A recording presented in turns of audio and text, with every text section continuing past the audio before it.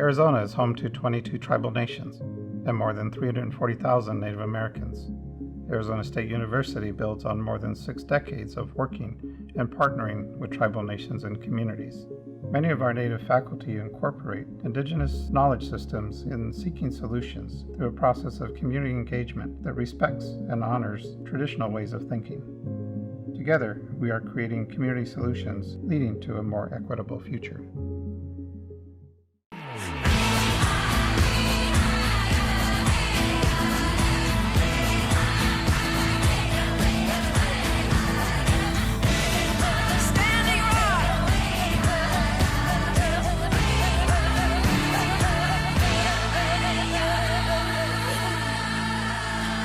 This is Indian Country Today. Esquili, yes, thank you for joining us. I'm Patty Talohungva. Indian Country Today is turning the big 4-0 today. Our humble beginnings started in 1981 on the Pine Ridge Indian Reservation in South Dakota, when Tim Gallego founded the Lakota Times newspaper. It was the first independently owned Native American newspaper. It came out weekly, and soon Gallego realized the content was needed across the country. He changed the name to Indian Country Today in 1989.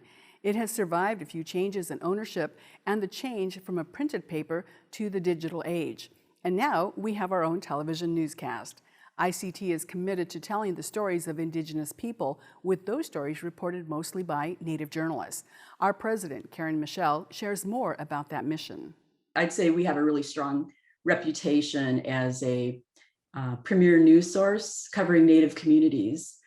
And we do things, cover stories that the mainstream media does not. And those stories are written and produced by Indigenous journalists for an Indigenous audience. And so I think that's really, why we matter. Today, we are an independent nonprofit news enterprise owned by Indig Public Media. So happy birthday to us. Puyallup tribal citizens are returning to their ancestral lands in Washington state to harvest cedar tree bark for the first time in years. The state's Department of Natural Resources was surveying an area when they identified trees that had previously been harvested.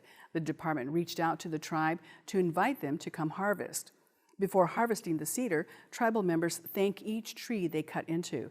They work carefully to not cut too wide or too deep, which could kill the tree. After pulling off strips of cedar bark that could be up to 40 feet long, the tree's sap seals the exposed sapwood and begins to heal. Then they remove the hard bark from the soft inner bark. The tribe's cultural center is now leading weekly harvests in the area.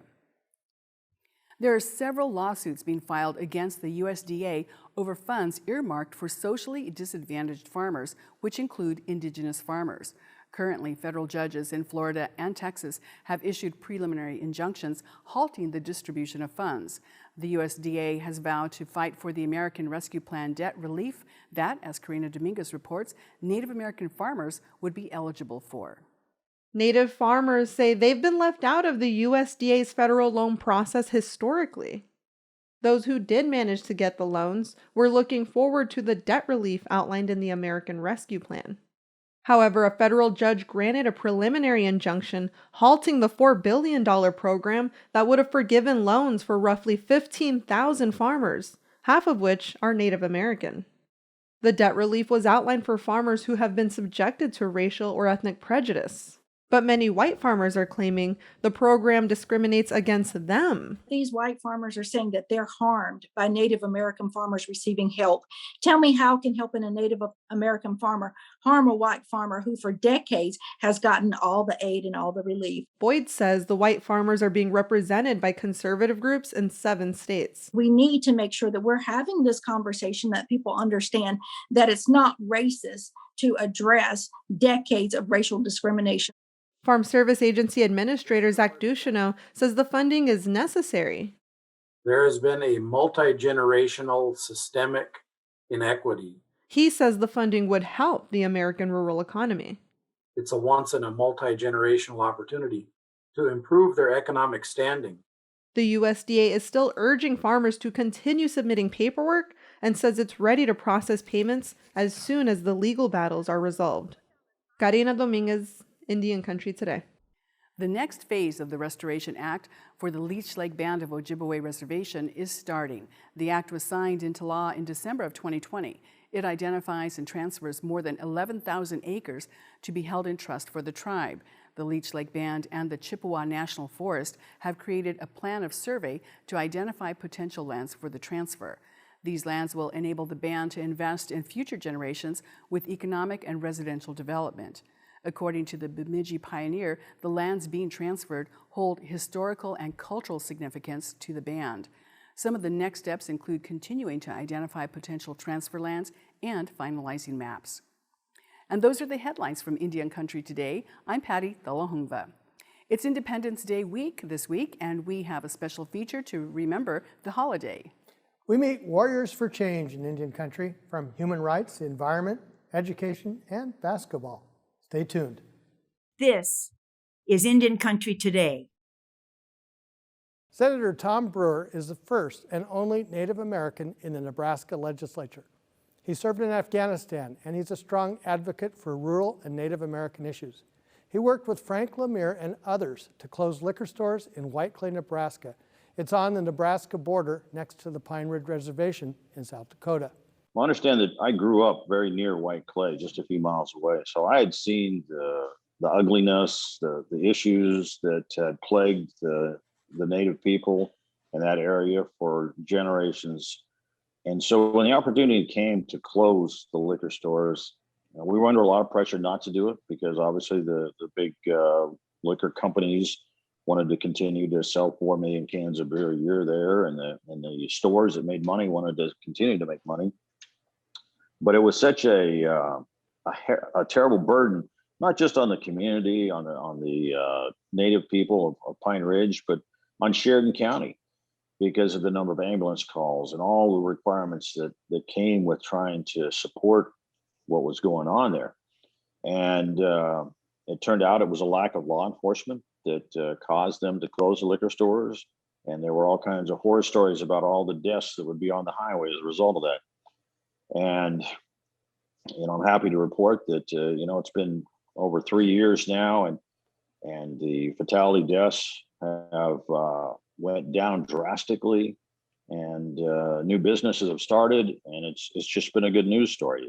Probably the single biggest thing that has come out of it is a project called Makerspace, and Makerspace is a project where different pieces of equipment, sewing machines, quilting machines, things that are put into a building, and people are given a chance to learn how to use them, and then they take their skills and they make things and then sell them. And it has caused the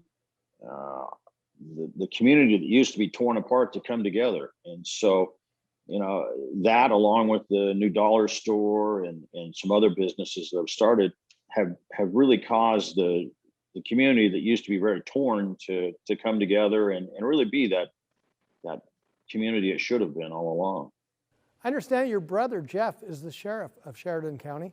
He is, and he did not become the sheriff until after the liquor stores closed in White Clay. But I will tell you, he was one of the very strongest advocates to see it close, because he's seen over the years how destructive that was. And, there was no benefit to any of the communities to have those liquor stores there. There were a few individuals who made tremendous profit, but for the most, they did it on the backs of thousands of people that, struggled with alcoholism. And so I will assure you that he will never support the idea of ever bringing liquor stores back to White Clay. And, White Clay now requires him to maybe send one deputy a week up there, where they used to be having to have deputies up there every day, all day long. So it's a much different environment. And I think the cost for ambulance calls and things are something that has benefited the county, because now they can focus on the real needs. Tell us about the legislation around missing Native American women and children.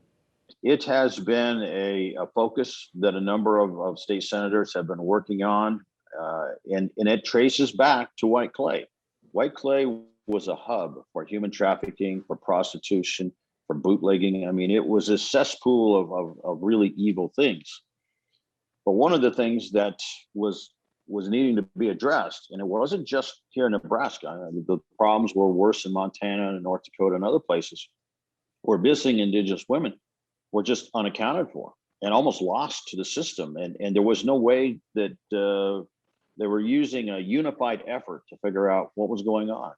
So what we forced was the issue of uniting state, federal, and local law enforcement into tracking and understanding what information was available and how they could pursue these missing women. And that was never there before. What happened was it would be held at a local level, and there was no bigger focus. And so I think it was long overdue, and it was what was needed. And unfortunately, we still aren't where we need to be with that. There are still a lot of challenges. Senator Brewer, I wanted to ask you about Afghanistan. What's your take on the withdrawal of troops there? I'm heartbroken about Afghanistan. You know, I gave 8 years of my life in tours over there, and I saw so much good. I saw so much change, and there's things about Afghanistan that remind you a lot of some of the challenges on Indian reservations. It's a tribal society. Their main concern is about their family, taking care of their family, and just being able to live day to day, which is, you know, a great example of the challenges on many of the Indian reservations. And to now see that essentially coming apart, and I think is what's happening with the departure of all the NATO and U.S. forces from there. You see the blood, the treasure, the work that was put into that, and you know, it leaves you with just a hollow, empty feeling that we did so much and we made so much progress, especially with programs for women and some of our ag programs to teach them how to grow things that would sustain their society.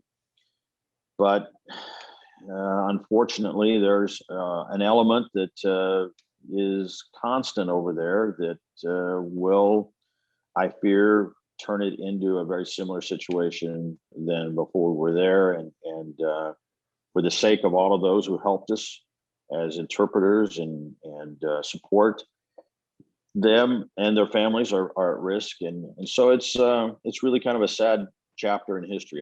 That was Nebraska State Senator Tom Brewer. The Bush Fellowship provides up to $100,000 for individuals to pursue education and learning experiences. One of the recipients is Kimimi Locke, who is opening a high school on the Standing Rock Reservation. She'll be working to create safe spaces that reconnect Indigenous youth to the land and culture. Congratulations and welcome. Tell us about your plans. I'm literally creating a self-study in radical sovereignty. And the way I'm envisioning, actually it's application, it's no longer vision. I'm still downloading that idea. But the way that I'm applying this, or this this self-study, is one, to actually live it by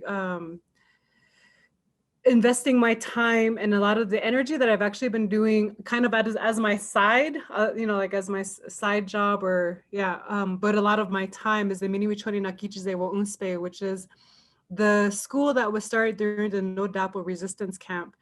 And we're literally trying to recreate a sustainable structure, a sustainable system, but fashioned after the same idea that where students were engaged in the community, working with community leaders. Like if there was a buffalo butchering, they were there doing that. So creating a similar system that we can actually live that and do that with the students. And I also want to learn and align and collaborate with other Indigenous peoples who are engaged in radical sovereignty. And some of the ideas that I'm proposing is, to go and learn from the Maori language immersion schools in New Zealand, or to learn, like the way up in in Yukon Territory and in British Columbia, they take students out for 2 weeks on the land, and they have them learn their quote unquote standards, but it's through the culture. So I want to learn how these Indigenous peoples are able to exercise sovereignty despite whatever colonized structure is that they're answering to, or that they're trying to abide by, but still exercising and believing that we as Indigenous peoples are intelligent and capable enough of educating our own young people. We can do it. So that's kind of, I mean, and I have a number of other ideas, but that's kind of the gist of where I want to go with, with this amazing opportunity. What the school system does is really tell people what they need to learn and how they should be learning it.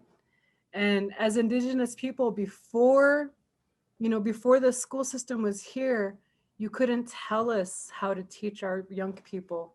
So ultimately, the young people will be, guiding them. They'll be saying, I want to learn this. And, as this nest, as this, like fortress we're trying to create for the young people, we'll say, cool, let me help you. Let me help you with that. That was Ki-Mimi Locke from Fort Yates, North Dakota. When we come back, inner city sacred sites in Minnesota and an update on basketball. Stay with us.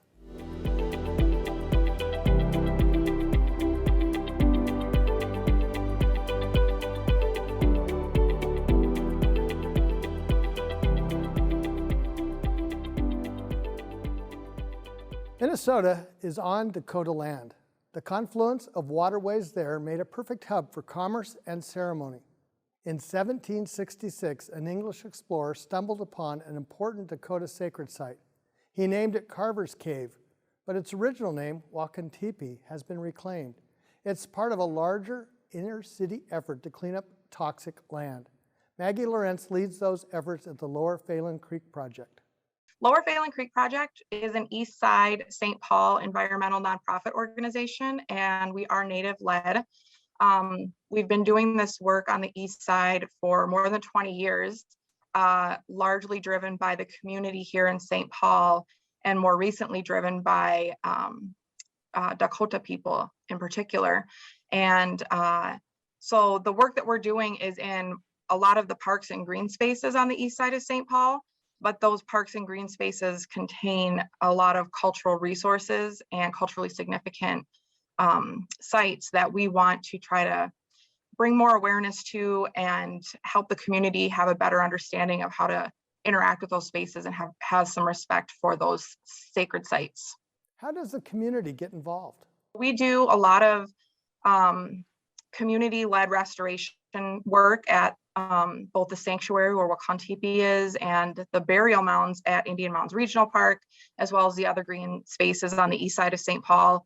And we invite community members in to help us with those restoration efforts. So we have a program that we work with the city of St. Paul called Restore, where we take out invasive species, we plant native species, and then we take in the fall, we'll harvest those seeds that will then get propagated to create the next generation of those plants for those spaces in the future. So we involve a lot of community members in those restoration efforts, and we also have community events and programs that talk about environmental education from a Native perspective. There's another project you're involved with, the former Boys Town property. This is about 80 acres, give or take, of land that overlooks the Mississippi River, is in, very well within the boundaries of historic Kaposia Village, and is known to have cultural resources and artifacts that have been discovered on this property. For over 100 years, this property has been used as a boys' juvenile detention facility, which was recently closed in 2019. And so this is owned by the county, Ramsey County Corrections. And so the county now has to go through a community engagement process and really understand how the community wants to engage with this space moving forward. But what's the most exciting, I think, for us at Lower Phelan Creek Project is the idea that there is a overwhelming majority of this 80 acres that has never been developed. So there's never been a plow in the ground. And that's really hard to find here in an urban area like the Twin Cities.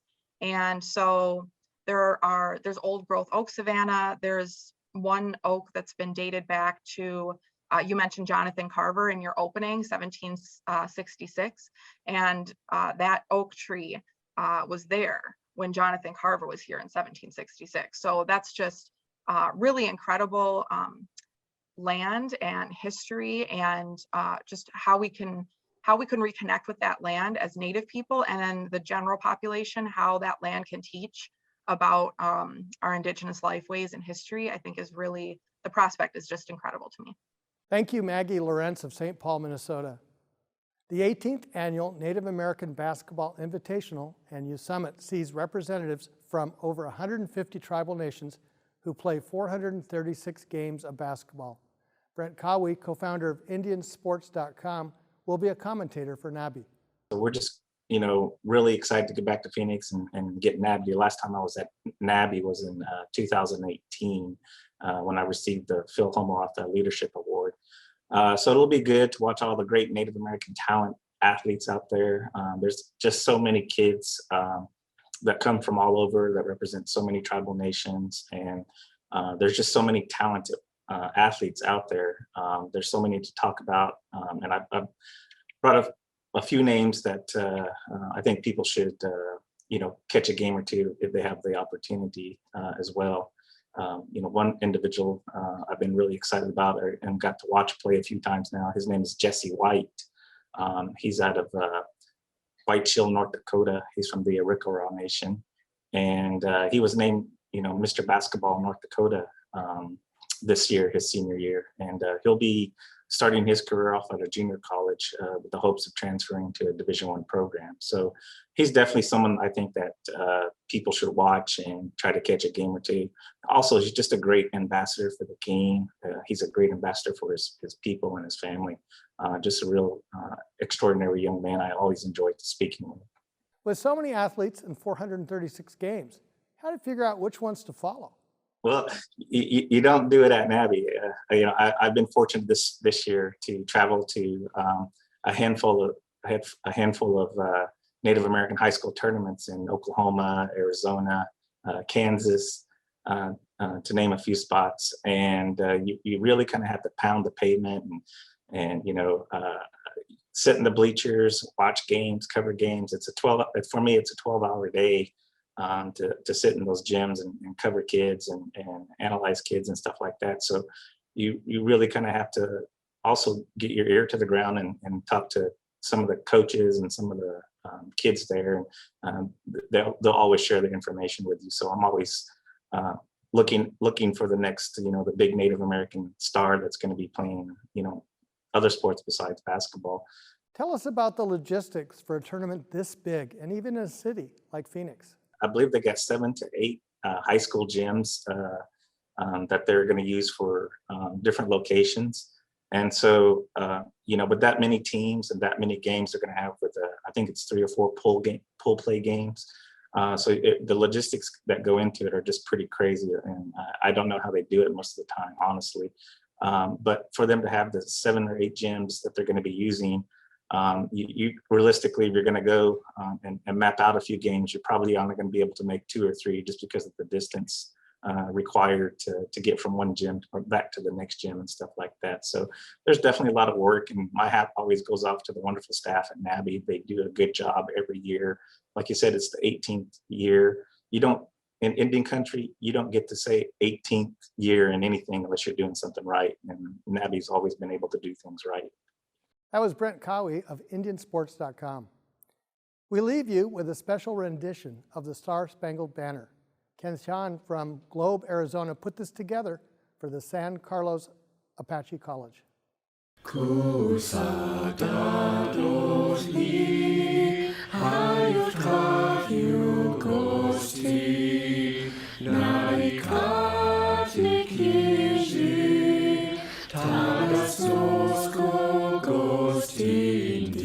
Naikata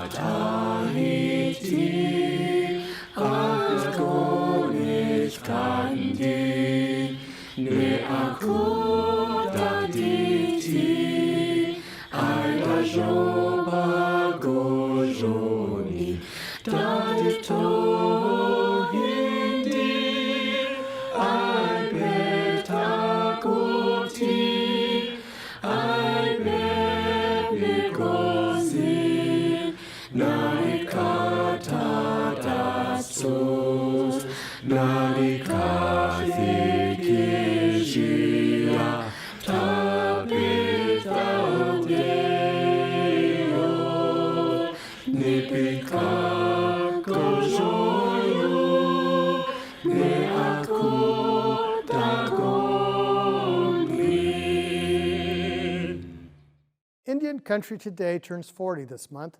It started out as a newspaper in South Dakota called the Lakota Times. Journalist Tim Gallego was the first editor and publisher. He continues to write, and he is now the editor of Native Sun News from Rapid City, South Dakota. Back then, the Lakota Times was the only independently owned Native American newspaper. Tim continues to be a fierce advocate for justice and the truth. He caught the ear of Governor George Mickelson, who declared 1990 a year of reconciliation in a state many say is racist.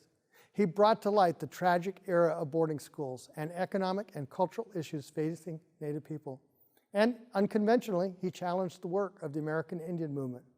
I'm honored and grateful and humbled to carry on the legacy of Tim as editor of Indian Country Today.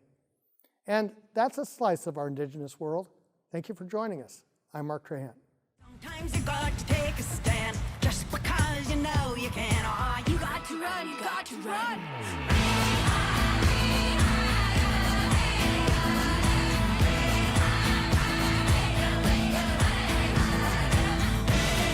Standing rock.